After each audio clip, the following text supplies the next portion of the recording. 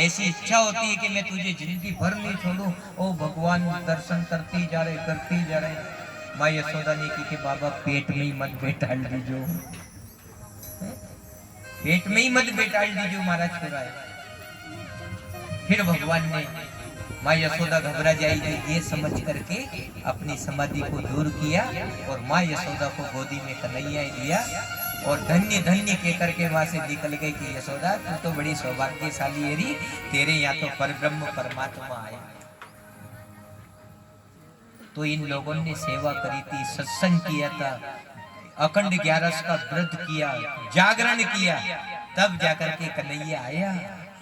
तो अपने भी है ना हमेशा नित्य परमात्मा का भजन, परमात्मा की आराधना, परमात्मा की साधना अपन को करना है, क्योंकि संसार के स्वाद में ही नहीं रहना है। यदि संसार के स्वाद में रह गया तो एक दिन स्वाद भी छूट जाएगा और ये जीवन भी छूट जाएगा।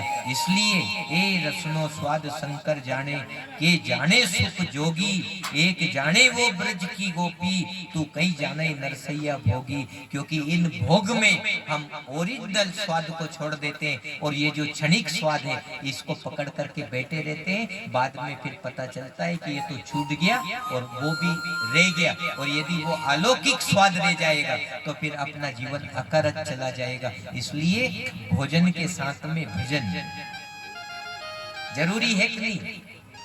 आपने सुबह भोजन किया, शाम को फिर पाची भूख लगी कि नहीं लगी ना, आपने फिर भोजन किया, ऐसे कैसे सुबह शाम जपो हरि नाम जपो, सुबह शाम जपो रे हरि नाम जपो। आप भी सुबह शाम परमात्मा का भजन करते रहे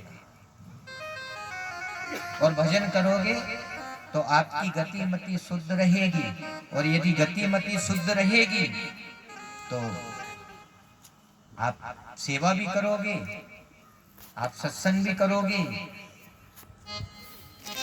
आप भजन भी करोगे, और फिर सारे धर्म कर्म पूरे हो जाएंगे आपको आपके भजन करने के बाद में, क्योंकि भजन से मति शुद्ध होती है।